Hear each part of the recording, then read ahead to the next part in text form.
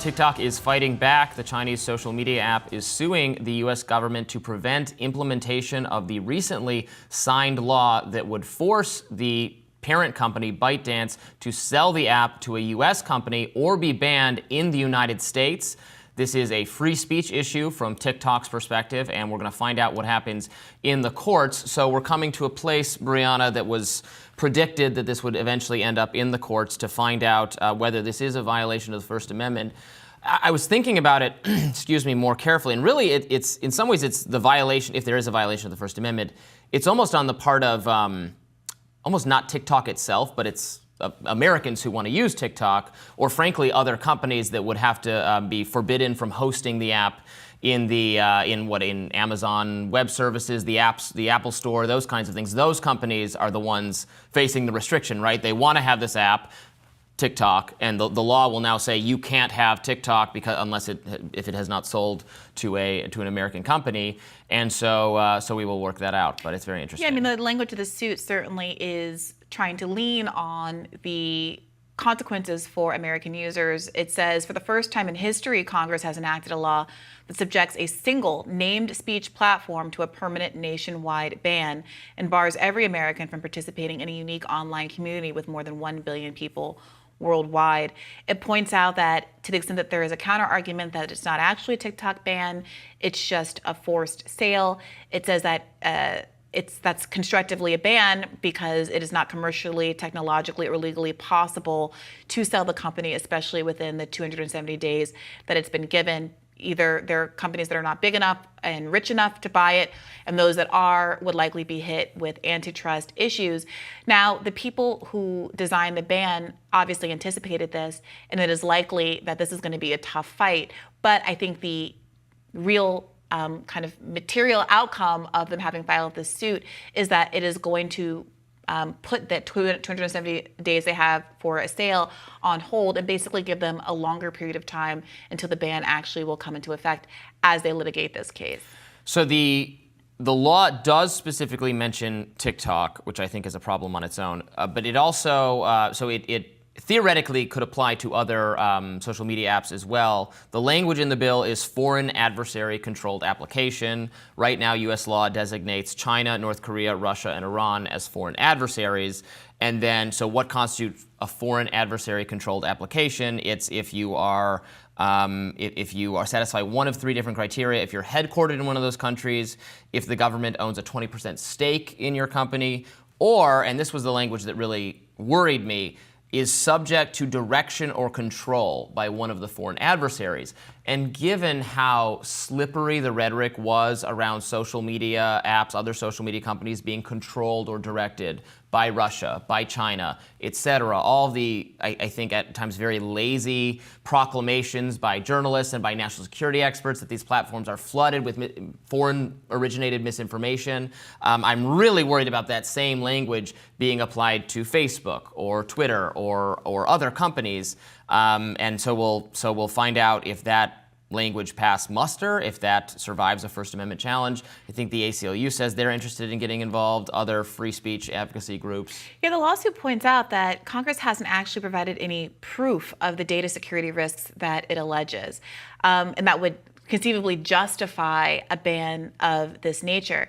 And that combined with the many explicit statements, most recently from Anthony Blinken, admitting that what gave this law traction, what gave the ban traction, was the perception that the kids were seeing too much ugly stuff being perpetrated by Israel in Gaza and affecting public opinion, really, I think, is a strong argument for TikTok to say none of this was about whether or not China was actually controlling anything. They haven't shown any proof of that. What they're upset about is that they can't control their own internal media narratives, and we're the ones that have to take the fall for it. Right, and the issue is, even if that was all true, that would not be a justification for banning TikTok. That would not survive First Amendment scrutiny, that, well, you don't like the editorial direction on this entity, you think it's propaganda, you think it's misleading. Okay, well, the First Amendment doesn't have anything to say about that. It doesn't say it gets to be banned because it's like that. The language is very clear. It's Congress shall make no law infringing on the freedom of speech.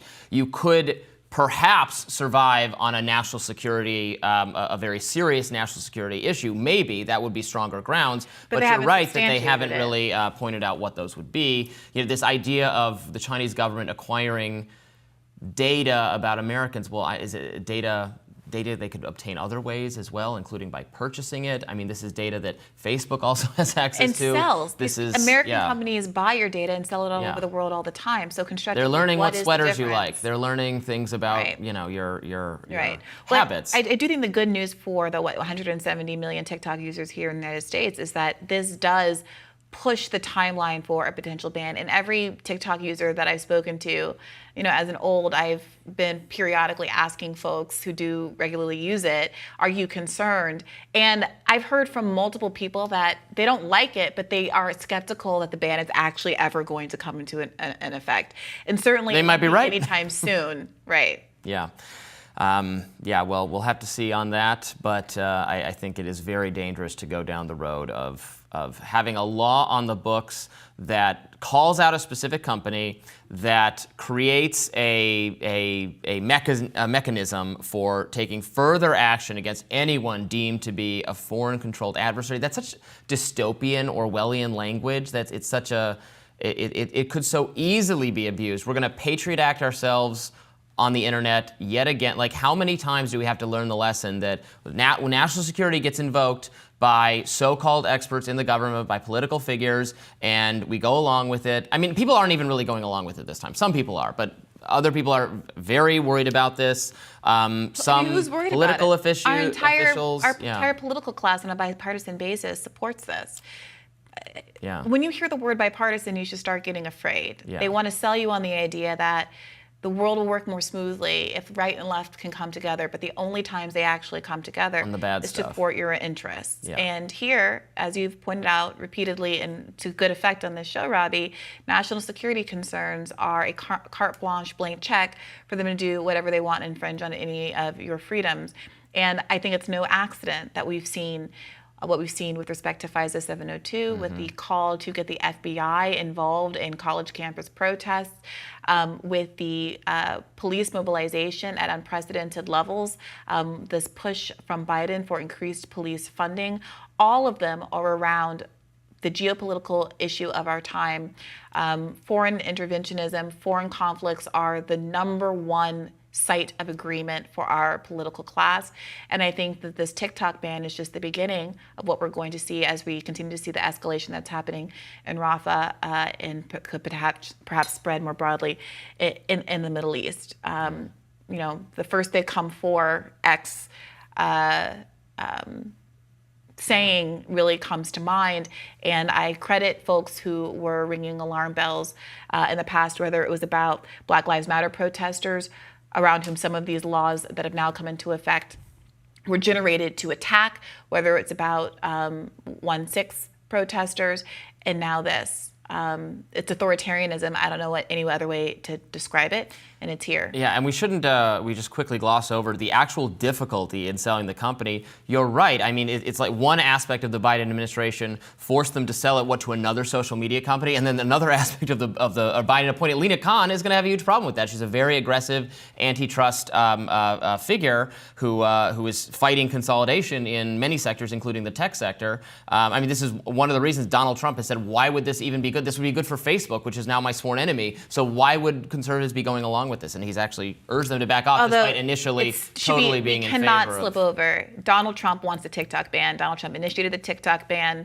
The opportunity only arose because of our government's frustration with people being mad at seeing our greatest ally in the Middle East murder 34,000 people. But this, has Trump's fingerprints on it, and I would be really cautious about being credulous about statements that people make when they're not in power about what they do and do not want mean nothing. The statements they make and the actions that they take when they have the power to actually do something, that's what you should be paying attention to. Yes, but I'm trying to highlight, I want conservative people out there who trust, who like Donald Trump, to know that he is now against this. So you should be against it too if you're one of those people who is all about Trump and, loyal to MAGA. MAGA is now against this. Update your priors. More Rising right after this.